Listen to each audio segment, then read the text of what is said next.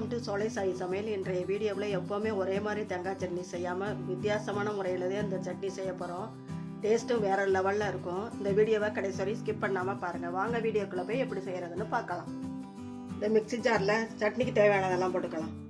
இதனால் 1 கப்பு தேங்காய் துருவல், 1 டேபிள் ஸ்பூன் பொட்டுக்கடலை, 1 டேபிள் ஸ்பூன் வேர்க்கடலை,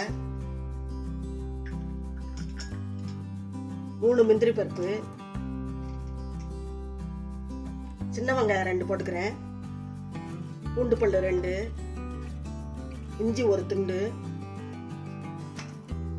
2 பச்சை மிளகாய், 2 வரமிளகாய், கொஞ்சமா கொத்தமல்லி, கொஞ்சம் கருவேப்பிலை, கொஞ்சமா புதினா இலை. அரைச்சிட்டு வந்துட்டு பார்க்கலாம். இன்னைக்கு தேவையான அளவு உப்பு போட்டுக்கலாம். அந்த டயத்தில் போட்டு அரைச்சிட்டு வந்துட்டு பார்த்துக்கலாம். இதனால 1 கப்பு தேங்காய் துருவல் போட்டேன். கப்பு தெரியலை வீடியோவில், அதனால தான் காட்டுறேன். இந்த இதுக்கு கரெக்டாக இருக்கும் மிளகாய் எல்லாமே. அரைச்சிட்டு வந்துக்கலாம். இந்த அளவு அரைச்சா போதும். ரொம்ப நைஸாக அரைக்க வேண்டாம், கூட்டு மாதிரி ஆயிரும். அடுத்து தாளிச்சுக்கலாம். தாளிக்கிற கரண்டியை காய வச்சிருக்கிறேன். இதில் 1 ஸ்பூன் நல்லெண்ணெய் ஊற்றிக்கலாம். 1 ஸ்பூன் கடுகு போட்டுக்கலாம். 1 ஸ்பூன் உளுந்த பருப்பு போட்டுக்கலாம். 1 மிளகாய் போட்டுக்கலாம். இல்லை கருவேப்பிலையும் போட்டுக்கலாம்.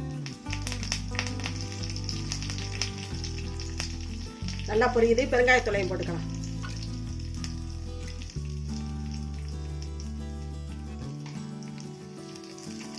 இந்த சட்னியில் கொட்டிக்கலாம். வித்தியாசமான டேஸ்ட்டில் தேங்காய் சட்னி ரெடி பண்ணிட்டோம். எப்போவுமே தேங்காய் பொட்டுக்கடலை போட்டு தான் அரைச்சி பார்த்துருப்பீங்க. இந்த மாதிரி வேர்க்கடலை முந்திரி எல்லாம் போட்டு அரைச்சி பாருங்கள், ரொம்ப டேஸ்ட்டாக இருக்கும். இந்த சட்னி இட்லி, தோசை, சப்பாத்தி எல்லாத்துக்குமே நல்லாயிருக்கும். இதே மாதிரி நீங்கள் செஞ்சு பாருங்கள். செஞ்சு பார்த்துட்டு எப்படி இருந்துச்சுன்னு உங்கள் கருத்துக்களை கமெண்ட்ஸில் சொல்லுங்கள். இந்த வீடியோ பிடிச்சிருந்தா லைக் பண்ணுங்கள், ஷேர் பண்ணுங்கள், நம்ம சேனலுக்கு சப்ஸ்கிரைப் பண்ணுங்கள். நன்றி, வணக்கம். அடுத்த வீடியோவில் பார்க்கலாம்.